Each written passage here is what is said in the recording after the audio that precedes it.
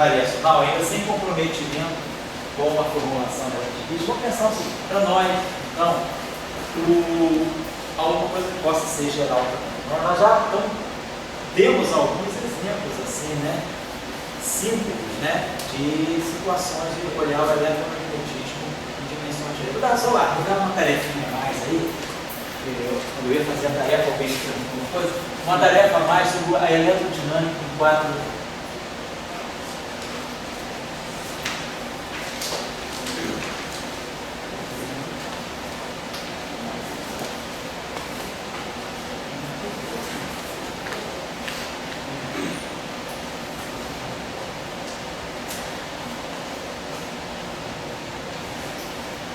Quadro D espacial, né? Isso a gente acabou de fazer.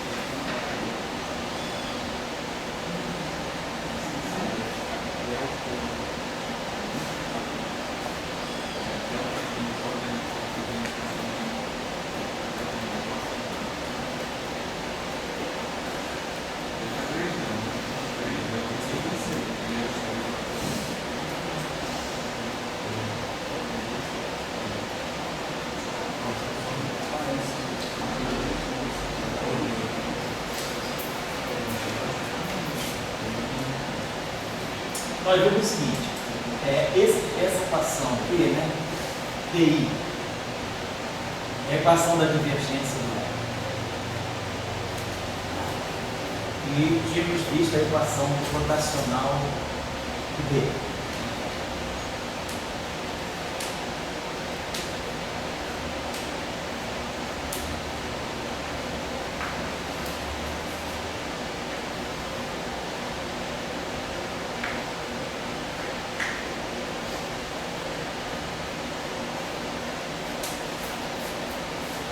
Então, nós tínhamos visto que essa equação, para nós era isso que estava dando aqui, já é a divergência de E, tá, e esse aqui seria o rotacional do B, que está me dando a corrente de deslocamento.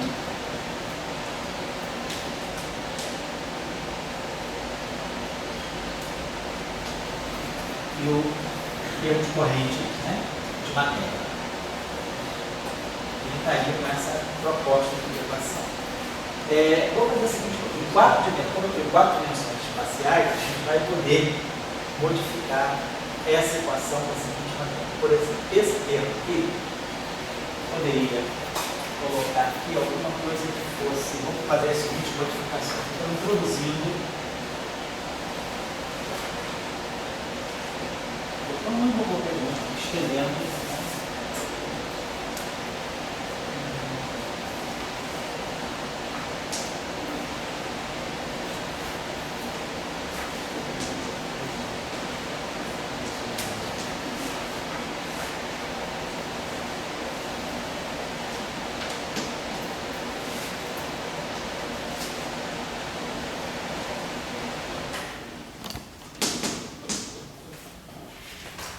Essa equação aqui,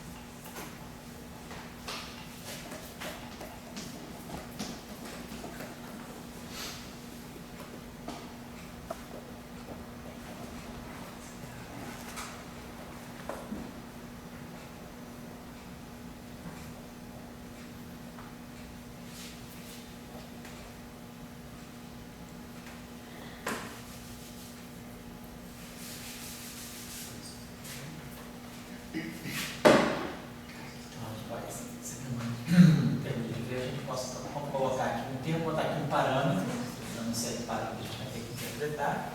E aqui eu vou colocar o seguinte termo. Vamos pegar aqui o magnético.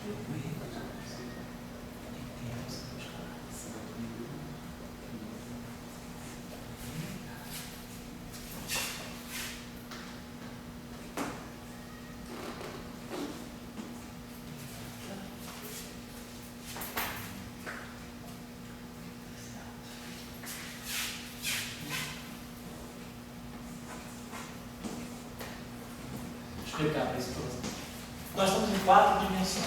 Então, 4 dimensões espaciais. Então, o nosso índice, né, o nosso derivativo, é esse objeto aqui, JKL.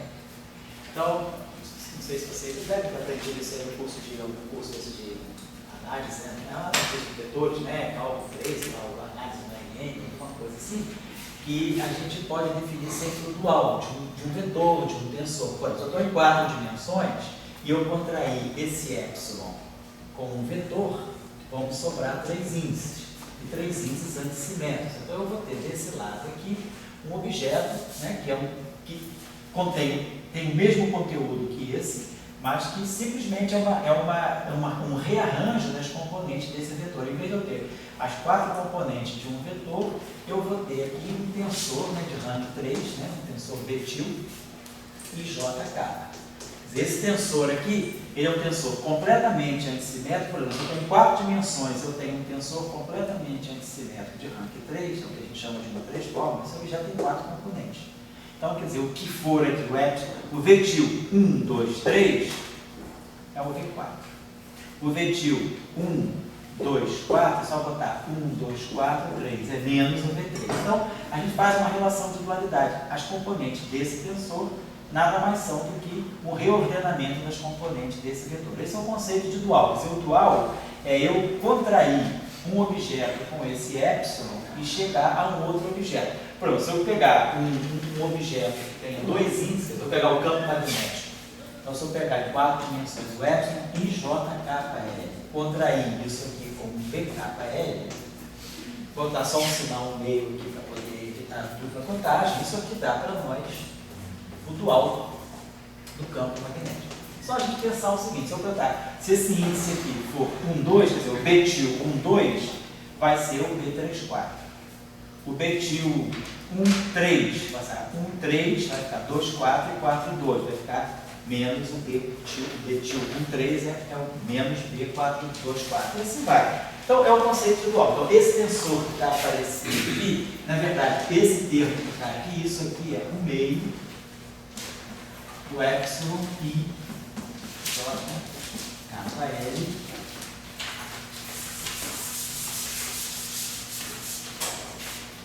BKL. Então, na verdade, esse termo que está aparecendo aqui é isso aí, certo? Então, eu vou modificar as equações de massa por esse termo. A equação de Gauss do campo elétrico, ela é modificada por um termo que é duplo, que é quadrático, do campo magnético. Então a gente já começa a perceber uma não linearidade, né? Já tem aqui, quer dizer, as equações de Marx em geral são todas lineares nos campos, agora já tem alguma coisa que é quadrática do campo magnético. E daí, eu não tenho que modificar essa equação também aqui, epsilon I, J, KL, DJ, BKL. Então eu vou ter que introduzir a modificação que eu fiz na equação de Gauss, e agora a gente tem que ter, nós não podemos perder a conservação da carga elétrica. Então, se eu modifiquei a equação de Gauss, que é tão crucial para a conservação da carga elétrica, e a conservação da carga elétrica ela sai da interação dessas duas equações, você derivar essa equação em relação ao tempo e derivar, tirar o divergente dessa equação aqui, eu preciso interar essas duas equações para poder ter a conservação da carga. Agora, se eu modifiquei essa equação, certamente eu tenho que modificar essa equação aqui também para não perder a conservação da carga. Então, o que eu estou dizendo para vocês, a tarefinha para vocês fazerem é essa assim. Se eu introduzir essa modificação na lei da equação de Gauss, pergunto a vocês qual vai ser a modificação que nós vamos ter que introduzir aqui para poder manter a conservação da carga. Com isso aqui, vocês já são capazes, né, de ver o que vai, né, o que tem, qual é a possibilidade de eu introduzir um termo aqui, porque aí eu vou ter que derivar a primeira equação em relação ao tempo, a segunda eu vou ter que tirar uma derivada para uma divergência da última equação. Então, a derivada em relação ao tempo dessa equação vai interagir, né, com o divergente dessa equação para poder manter a conservação da carga. Então, vocês já podem, mais ou menos, pensar o que vai acontecer. Que termo é esse? Né? Eu queria que vocês fizessem um esforço para ver se vocês conseguem compreender que esse termo que nós acrescentamos aqui, tanto esse termo aqui, quanto esse termo aqui, que vocês vão descobrir quem é, eles têm exatamente as mesmas características daquele termo de Chern-Simons que nós colocamos na eletrodinâmica em nós dois. Se vocês fizeram o exercício, vocês viram que aquele termo novo que nós acrescentamos, ele não alterava a tensão de energia por momento. As equações de Maxwell, com ou sem aquele chamado termo de Chern-Simons, a descrição da energia é a mesma, e do momento é a mesma. Então, esse termo, ele não altera, ele modifica as equações de Maxwell, ele modifica as configurações de campo, mas ele não altera a energia do sistema. Que fenômeno é esse? Você modifica um monte de coisa, mas você não toca na energia e não toca no momento do sistema. Então, vocês vão ver que esse termo, se vocês agora fizerem o exercício de rederivar as equações de conservação da energia e do momento para esse sistema e para esse sistema, vocês vão ver que esse termo aqui, que vai aparecer se vezes alguma coisa também, ele não vai alterar. Então, eles têm a mesma característica que o termo de Chern-Simons em 3 dimensões. Só que o termo de Chern-Simons em 3 dimensões, 1 mais 2, ele não introduz uma linearidade. Esse termo de 4 dimensões está introduzindo uma linearidade. E esse termo aqui é muito importante no tratamento teórico do Ki, do item e do Zhang, para a descrição dos supercondutores topológicos. Esse termo aqui faz um papel muito importante. É esse termo aqui que vai ser responsável pela propriedade de supercondutividade. Então, eu queria que vocês trabalhassem um pouquinho esse termo aí. É só uma coincidência que o termo Chern-Simons só é utilizado em dimensões ímpares? Se é coincidência? Você não é coincidência, existe uma razão para isso. Existe uma razão para isso, porque você precisa, para você construir o termo de Chern-Simons, você tem que combinar o tensor com o dual e provavelmente não você... então você precisa ter você só consegue montar isso em dimensão. Você precisa do left daquela dimensão, e daí só da dimensão. Então, eu queria que vocês fizessem essa tarefa. A primeira tarefa é completar, dizer, a partir dessa modificação, ver que modificação vocês têm que introduzir aqui para não atrapalhar a conservação da continuidade da carga elétrica. E segundo, a partir dessas modificações, mostrar que o tensor de energia, que é a densidade de energia e a densidade de momento, que é o vetor de point, né, de ambos os sistemas, com o termo e sem o termo, são os mesmos. Então, a densidade de energia lá, a densidade de energia aqui, a densidade de momento lá, a densidade de momento aqui. Tá? E terceiro, né, é uma questão mais conceitual, entender como você, por que a energia não modifica? Você modifica o campo. Você tirar aqui, naquele caso de Chern-Simons, se você tira o campo de uma carga multiforme só com as equações de Maxwell, você só tem campo elétrico, você não tem campo magnético.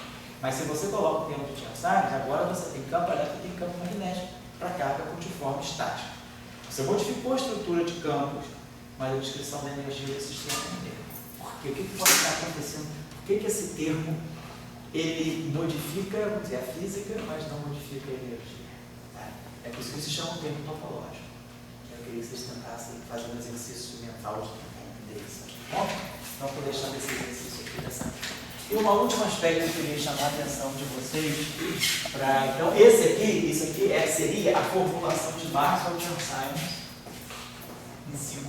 em 4 dimensões espaciais. Né? Maxwell Chern-Simons.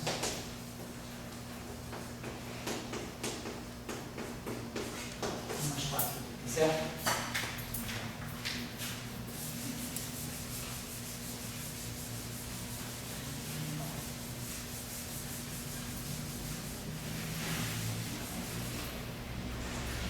Bom, agora ver a seguinte, dá uma olhada na seguinte situação. Imaginar que a gente estamos aí em 5 dimensões, né? 1 mais 4 dentro. Mas puro máximo. Só máximo. Não temos o Chern-Simons, apenas máximo.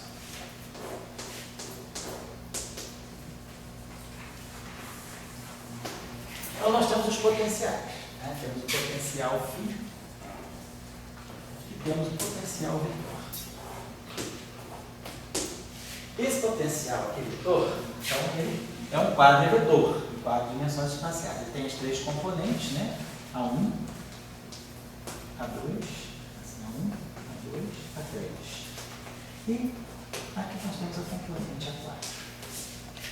Por que eu estou separando essa componente A4? Vamos imaginar o seguinte, o mundo, quer dizer, o espaço tridimensional euclidiano, ele está embutido dentro desse espaço quadridimensional euclidiano. Tem os fatores x, y, z e h. Então essa componente aqui seria a componente extra ao espaço tridimensional euclidiano. Quer dizer, aqui eu tenho um E3, né, um espaço euclidiano tridimensional, e aqui nós temos essa 4ª componente. Qualquer rotação que eu fizer nesse espaço, qualquer rotação de SO3, esse grupo das rotações de 3 dimensões, né, o grupo das matrizes de SO3, qualquer rotação que nós fizermos, né, qualquer transformação de SO3 que preserva os ângulos e as normas, né? Aqui eu pegar um vetor em 3 dimensões, né? Tem que vir aí, essa matriz aqui é J e VJ. Então, para que esse produto escalar se mantenha invariante, a gente sabe que essa matriz tem que ter essas propriedades. Tá? Ela é uma matriz ortogonal e é uma matriz determinante 1. Então, a matriz ortogonal ela pode ter determinante mais ou menos 1. Então, isso aqui define uma matriz, né? De SO3. Então, qualquer transformação de SO3, né, mistura as componentes x, y, z entre si. Mas as transformações de SO3 feitas nesse setor deixam o A4 intacto. Então, do ponto de vista do espaço euclidiano tridimensional, essa componente aqui, ela não sente, ela é inerte sobre SO3, ou seja, ela é invariante de SO3.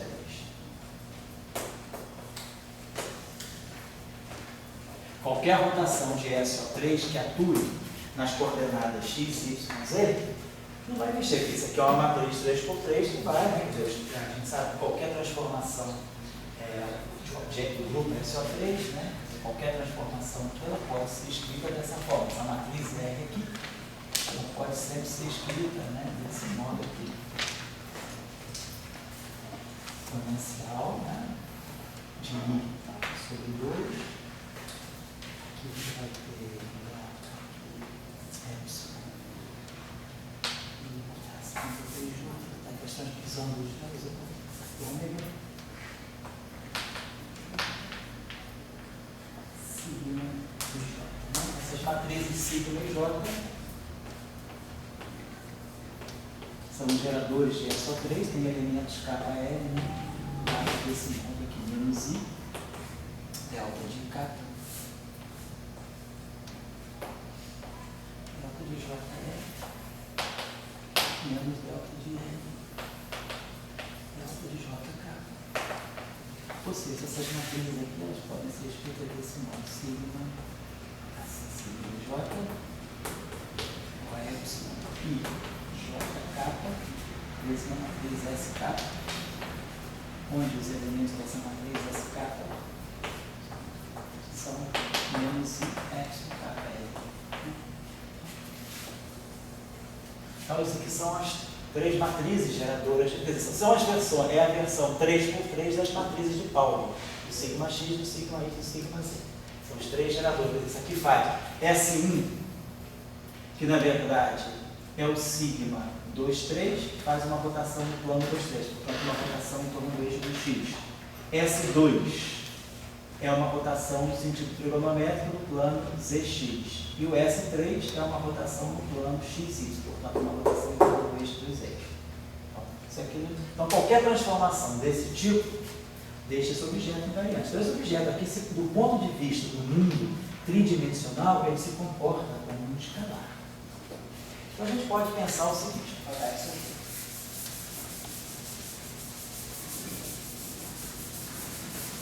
Se alguém tiver alguma dúvida assim, mais básica sobre essa questão assim, de teoria de grupo fundamental, SO3, SO2, essas coisas, tem um curso nosso aí de teoria de grupos também, dado para iniciação científica, está lá na página do professor Global também, o curso também de setembro de 2012 até mais ou menos o meio do ano passado. Foi um curso devagar, lento, que eu dei para os meninos da iniciação científica, ter uma introdução à teoria de grupos. Então a gente trabalhou um pouco os grupos SO2, SO3, SO2, SO4, SO3, trabalhamos um pouco os grupos unitários também, SUN em geral. Tem tudo mais ou menos lá nessas aulas do curso de teoria de grupos, né? Está no professor Global. Eu acho que está no link da dentro, eu não sei se está teoria de grupos, o curso, se está iniciação científica. Mas está lá esse material. Bom, vamos olhar então isso aqui sob o ponto de vista da redução, né? Nós estamos olhando, então, nós estamos fazendo uma espécie de uma chamada redução dimensional. Que é um mecanismo muito usado, né, em teoria, né, quando a gente quer escrever uma física em dimensão mais alta, mais baixa, a partir de uma física que a gente conheça em dimensão mais alta. Quer dizer, o processo antigo de Kaluza-Klein, essas teorias de Kaluza-Klein, 5 dimensões, reduzir para 4, esse processo é um processo chamado de redução dimensional, né? E tem também um processo chamado oxidação dimensional, que é quando a gente sai de uma dimensão mais baixa e a gente quer, a partir de uma dimensão mais baixa, construir uma teoria de dimensão mais alta. Então, a gente é como se fosse uma oxidação, você cria novas direções. E esse processo é um processo de redução. A gente está em 4 dimensões euclidianas e a gente quer ver como é que essa física se processa do ponto de vista das 3 dimensões euclidianas. Então, o primeiro ponto que a gente observa é que aquilo, vamos fazer uma tabelinha para a gente fazer a correspondência. Aqui eu estou em 1 mais 4, 5 dimensões, né? E aqui eu vou estar em 1 mais 3, na nossa dimensão. Vamos ver como é que talvez o efeito de uma dimensão mais alta possa interferir nas equações de Maxwell, que nós vemos aqui em 4 dimensões, mais 3.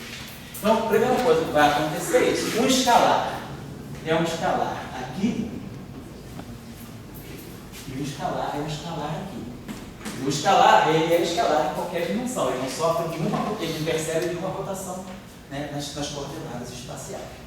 Então, o escalar continua sendo escalar. Mas o vetor, o que é um vetor aqui, do ponto de vista de uma dimensão espacial mais baixa, ele se decompõe, ele se reduz em 2 objetos. Ele se reduz a um objeto aqui que eu vou chamar de AI, são essas 3 primeiras componentes. Então, essas 3 primeiras componentes, elas realmente formam um vetor do ponto de vista tridimensional. Mas essa 4ª componente, ela ignora completamente qualquer rotação feita nesses eixos. Então, do ponto de vista dessas dimensões, ela se comporta como um escalar. Então, aparece aqui um escalar S. Esse escalar S para nós, quer dizer, o que nós vemos em 3 dimensões como um objeto escalar, na verdade, pode ser, na verdade, um pedaço, né, que sobrou de um vetor de 4 dimensões. Um vetor em 4 dimensões espaciais, ele se quebra num vetor de 3 dimensões espaciais e num escalar.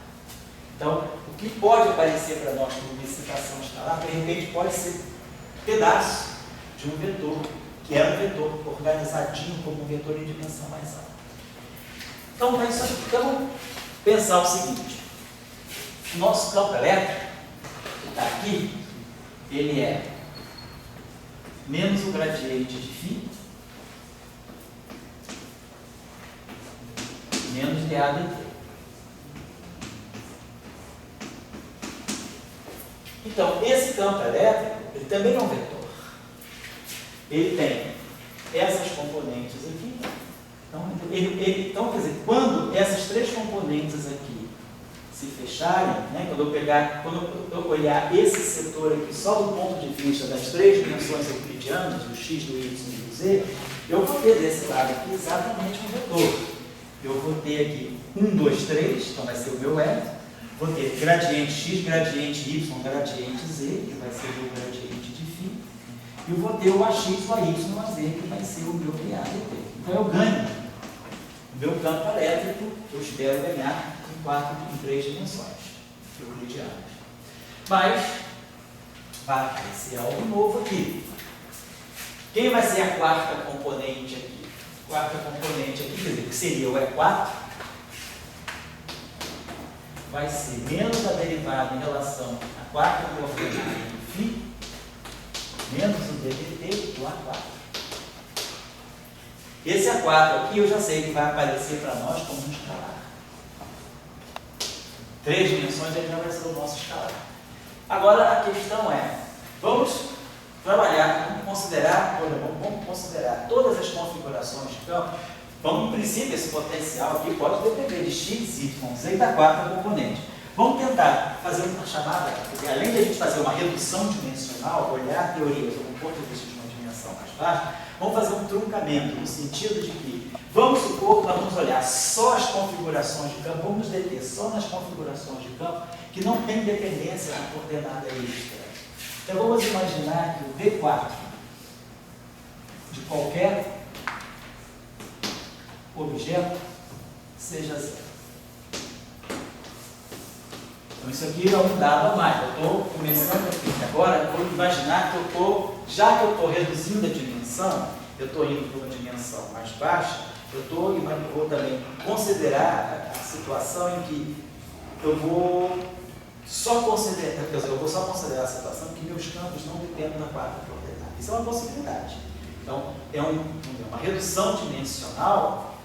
Eu estou reduzindo a dimensão e ignorando a dependência nas coordenadas extras. A coordenada extra é a coordenada x4, que eu estou chamando, sei lá, de W.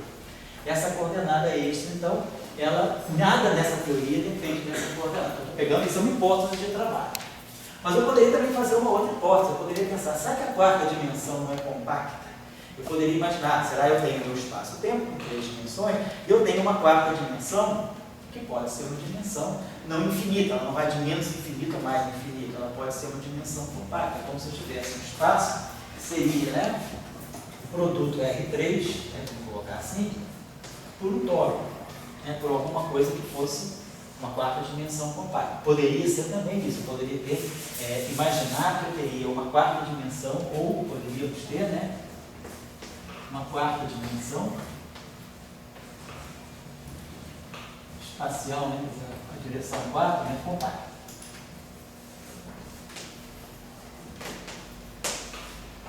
Na verdade, no modelo descrito por Key Design, essa hipótese que eles trabalham com hipótese que é uma hipótese que eles dizem assim, que é a redução dimensional por uma compactificação, na verdade. Então é a redução por compactificação. Se compactifica uma dimensão, se você compactifica uma dimensão, você vai impor depois condição periódica nos campos. Você vai dizer que qualquer campo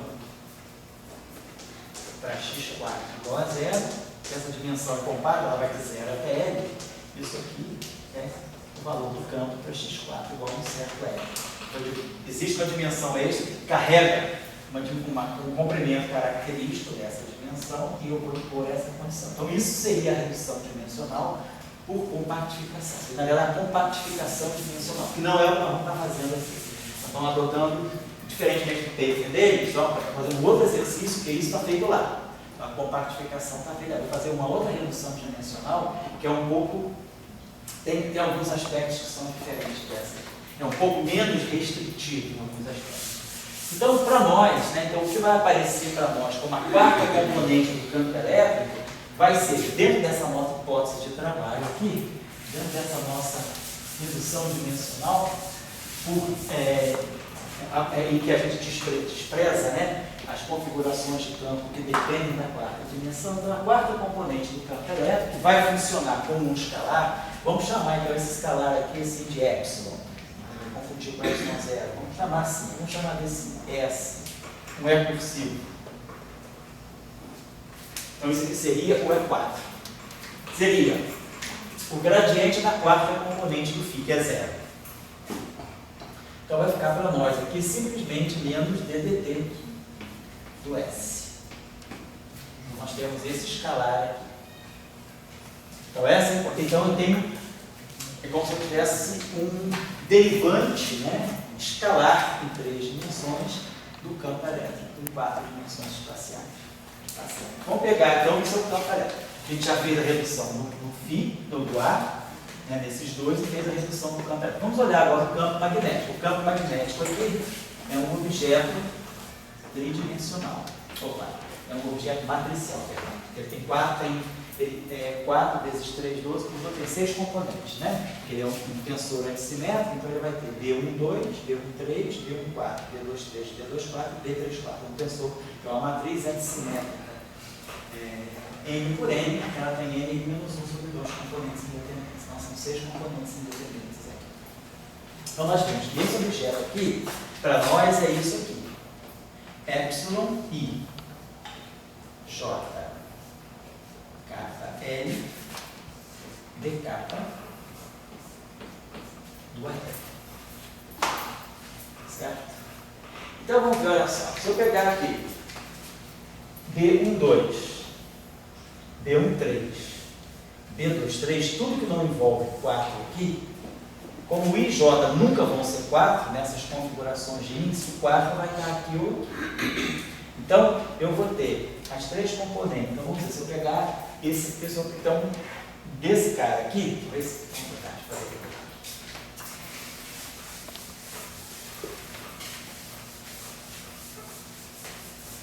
se vocês estiverem sentindo muito calor, a gente abre a janela e a porta, tá? Vocês sabem, é hora de apertar o botão. Ainda era salma. Não é? Estava tão fresquinho, né?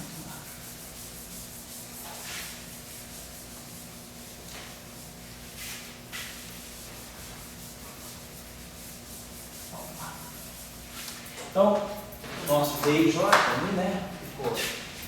Então, vamos dizer que eu vou pegar desse D e J, primeiro, todas as configurações de índice que não envolvam o índice 4. Então, eu vou pegar todo, e meu I e J estão centrados no subsetor tridimensional, I e J.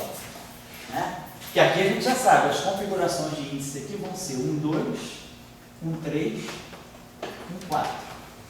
2, 3, 2, 4 e 3, 4. São 6, né, configurações independentes, porque as demais dependem das primeiras por uma troca de sinal. B21 é menos B12, B43 é menos B34 e assim vai. Então, se eu pegar só o setor tridimensional, 1, 2, 1, 3 e 2, 3, eu vou ter isso aqui, epsilon I J, aí aqui é kappa grande, L grande, D kappa a L. Então, sempre que aqui, né, for IJ, eu vou poder ter esse índice aqui sendo 4, aí esse aqui vai ser 4, e esse aqui vai ser um índice, né, que está em 1, 2, 3, ou vice-versa, ou esse índice aqui. Então, essa configuração de índice, isso aqui vai poder ser assim para nós. Epsilon I J, kappa indo de 1 a 3, aí o L necessariamente tem que ser 4. Se esses 3 primeiros índices aqui já são 1, 2, 3, esse aqui só pode ser 4. E aí nós vamos ter o T4, T4, né, do A4. Então, estou somando, né, dado I e J fixados, né, esses caras aqui, esse cara aqui pode estar nas 3 dimensões, e esse aqui vai ser 4, ou vice-versa. Ou eu vou ter mais epsilon, isso aqui é uma soma, né, epsilon I J, 4, L, D4, do AL. Mas nós estamos trabalhando na hipótese de que não há nenhuma dependência na coordenada extra. Então, esse termo aqui é 0 pela nossa hipótese de redução dimensional sem compactificação. Redução dimensional por, né, independência da coordenada extra. Esse termo aqui é 0 por uma escolha nossa, né, de esquema de redução. O nosso esquema é esse, é um esquema de reduzir e com independência na coordenada extra. Então tá certo. Agora, esse cara aqui, como esse índice aqui, né? Quer dizer, Epsilon 1, 2, 3, 4 é 1. Então esse cara aqui é o próprio Levi-Tivita das 3 dimensões. Então isso aqui é Epsilon I JK. E esse cara aqui é o nosso S. Esse aqui é um DK do S. Então, nós temos, né, esse tensor aqui de rank 2, na verdade, na verdade, o gradiente desse escalar. Na verdade, isso aqui, né? Isso aqui não é um campo, vamos dizer, vetorial em si, ele, na verdade, é um campo escalar, porque todo o conteúdo dele está no escalar. Ele não está num vetor. Ele é um vetor disfarçado, porque ele é o gradiente de um vetor, na verdade, é um vetor, mas é um vetor sem parte transversa, porque o rotacional do gradiente é zero, então não tem parte transversa, só tem divergência. Então ele é um vetor puramente longitudinal. Então tá legal. Então o nosso DIJ, então nós vamos ganhar aqui um campo que vai ser DIJ, epsilon I, JK, DKS.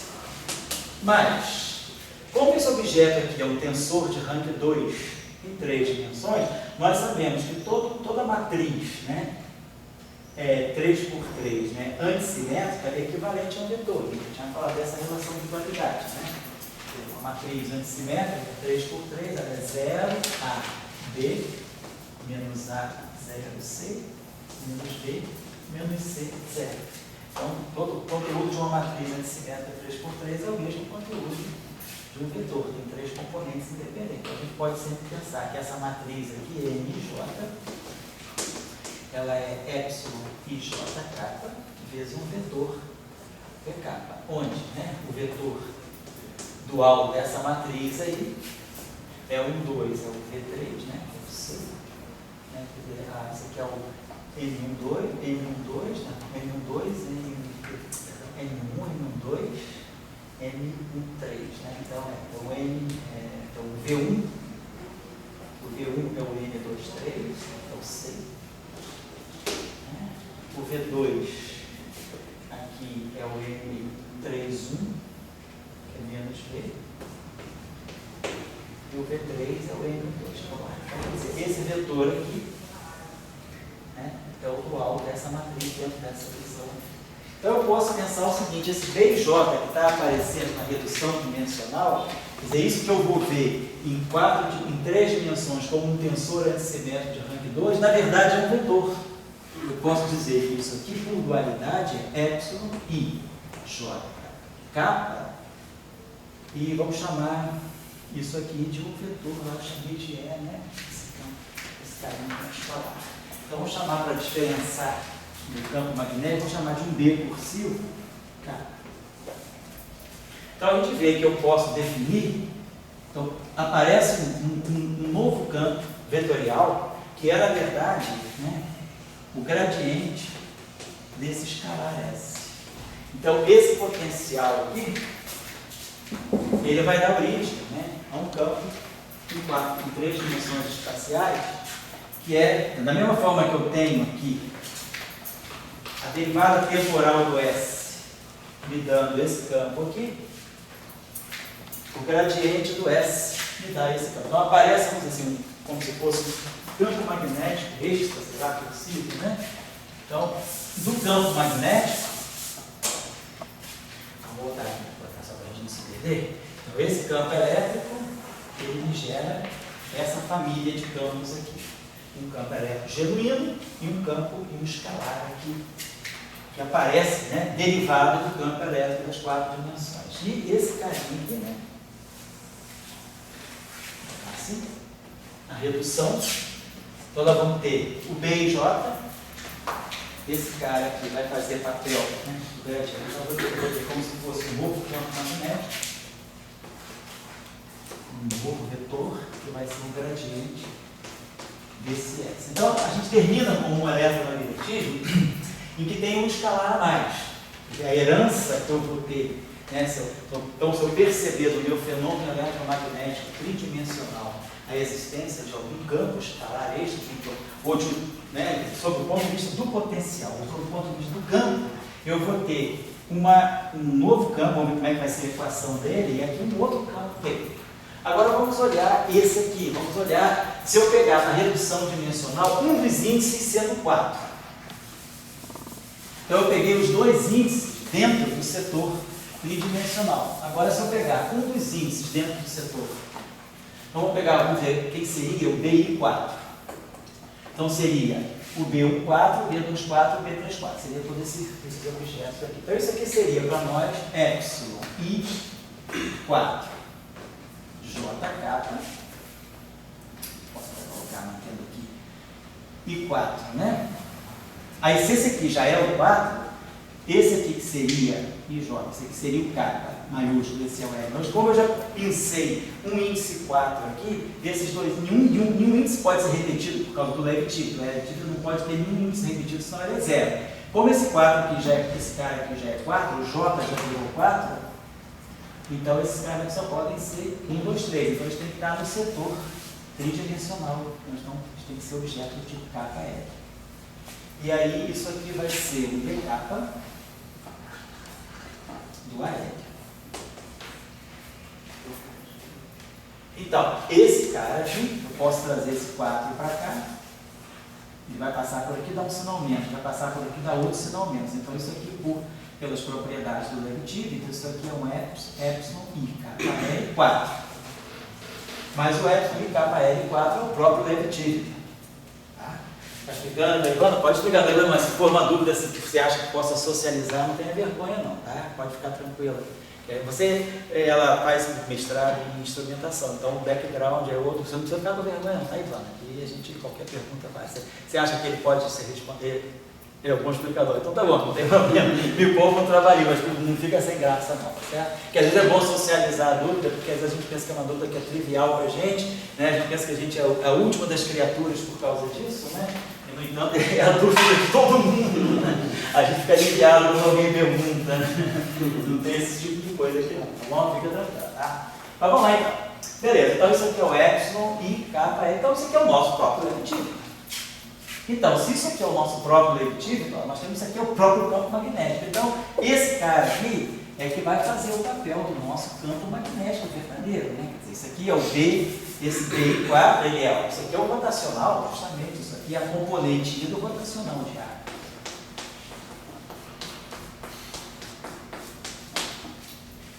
Então, esse cara aqui, o BI4, é que faz o papel do campo magnético. Então, nós vamos identificar o BI4 como sendo o próprio campo magnético de Maxwell. Então, vai aparecer, por isso que eu coloquei aqui para distinguir. Então, esse aqui é o B ordinário, né, que é o rotacional de ar. Então, vocês estão observando que desse eletromagnetismo em 4D está saindo o eletromagnetismo de Maxwell. Está aqui, nós temos o campo elétrico e aqui nós temos o campo magnético. Agora, nós temos algo novo aqui, quer dizer, esse potencial S, ele se desdobra em dois outros campos, tá certo? Então a redução dimensional já mostrou para nós, né, que nós podemos ter as equações de Maxwell têm que estar embutidas aí, mostrando de uma certa maneira, sobre o que o Daniel perguntou, a universalidade da interação eletromagnética. Então, a interação eletromagnética tem uma universalidade, né, em todas as dimensões. Então, dessa equação aqui agora, então, o que eu vou deixar agora como tarefa para vocês é fazer um exercício e vou deixar as outras tarefas. A tarefa vai ser reduzir as equações de Maxwell de 4D para 3D.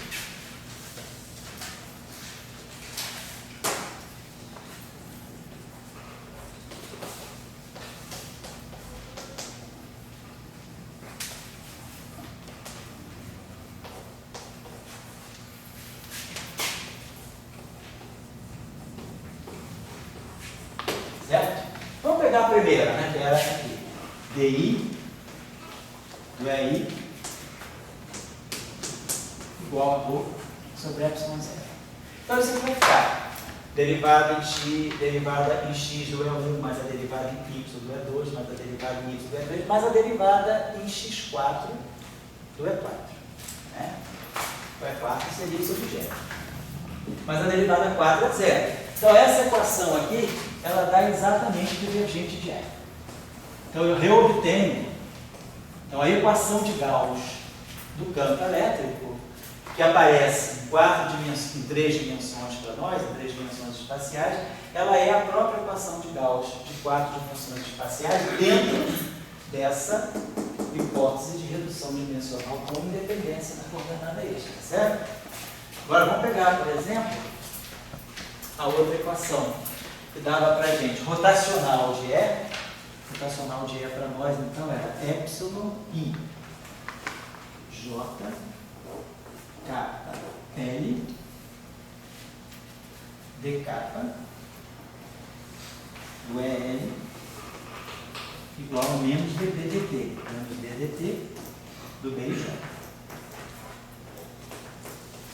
Não era essa a fala da Lenz em 4D, em 4 dimensões espaciais, né? Então, vamos lá.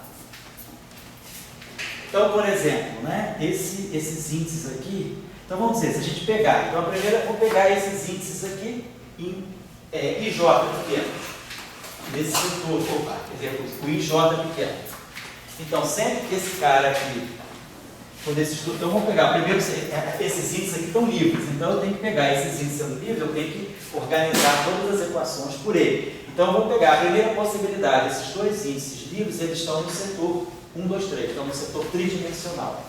Então, se eles estão no setor tridimensional, a gente já sabe, esse cara aqui é o BJ pequeno.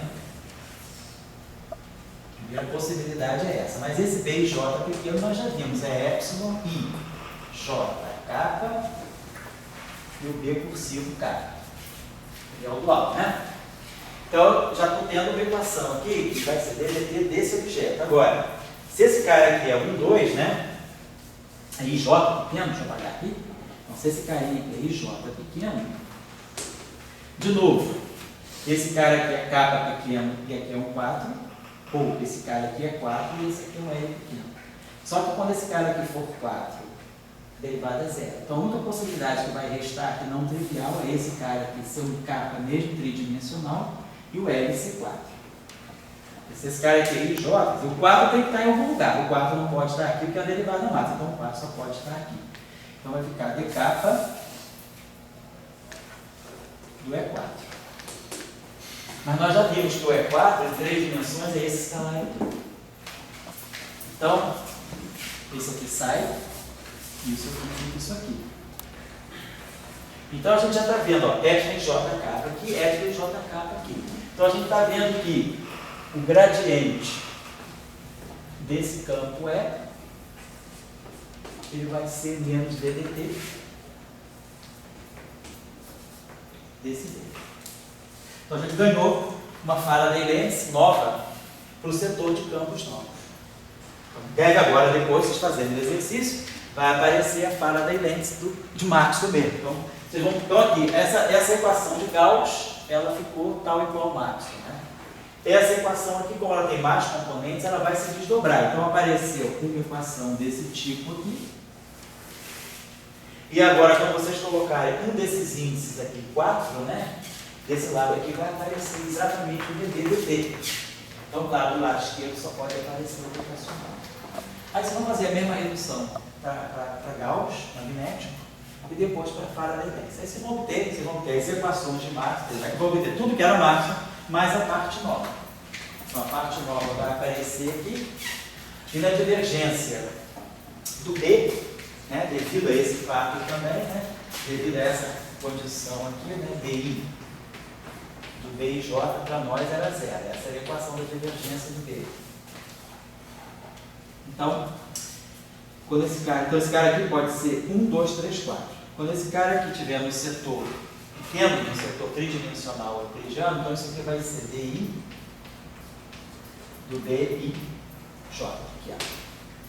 Então, esses índices aqui vão poder correr 1, 1, 2, 2, 3, 3, 4, 4. 4 é 0. Então, como a derivada 4 é 0, esse índice só vai poder ser pequeno também. Então, vai aparecer uma equação que é DI do B e J igual a 0. Só que o B e J pequeno é o epsilon I J kappa dk. Então, essa equação que vai dar rotacional. Aquilo que é a equação de Gauss do magnetismo, ela vai dar aqui o rotacional desse campo aqui. E de fato, ele tem que ter rotacional zero, porque ele é o gradiente de escalar. Então, essa equação aqui, quer dizer, no setor de J espacial 1, 2, 3. Se eu agora coloco que esse índice aqui é o 4, então essa equação aqui ela se desdobra nessa e nessa aqui. DI 4. Então, como esse índice aqui é 4 e essa derivada 4 é sempre 0, esse índice aqui só vai poder correr de 1 a 2 e 3. Então, isso aqui é justamente o nosso campo magnético. Isso aqui é o BI4, né? É esse campo aqui. Então, isso aqui está me dando divergência de B igual a 0. Então, além do Gauss magnético usual de Maxwell, nós estamos obtendo que o rotacional desse campo aqui é assim vai. Então, a tarefa é obter todas as equações de Maxwell agora e termos os campos reduzidos. E aí a tarefa segunda é então, reduzir as equações de Maxwell de 4D para 3D. Feito isso, a tarefa posterior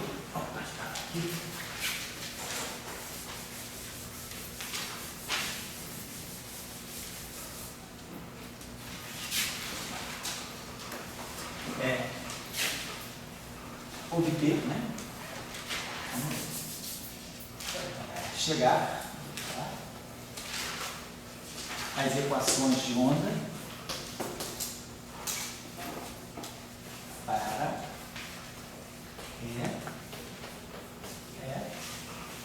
B, e D. E expressar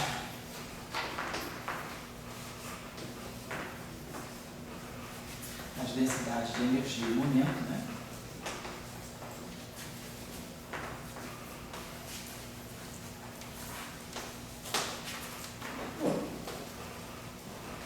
Inclusive o vetor de ponte, claramente, né?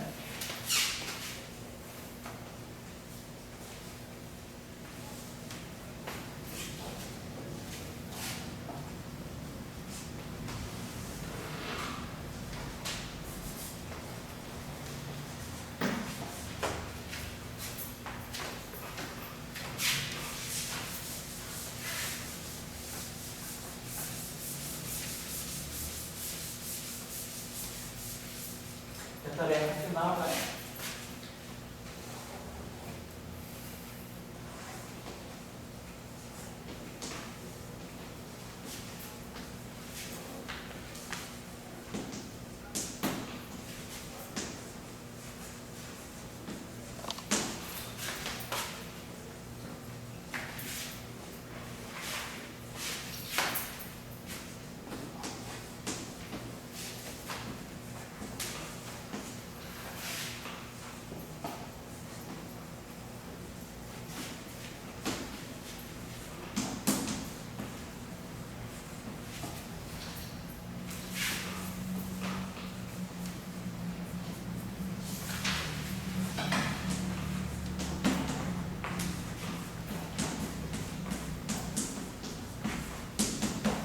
e aí chegar também às equações de onda para os potenciais que aparecem em 3 dimensões, né? O φ, o A e o S. Esses são os 3 potenciais que aparecem, então chegar às equações de campo periférico, que aí vocês vão ter que discutir a questão da fixação do tarefa. Está em jogo aqui é a discussão da fixação do tarefa.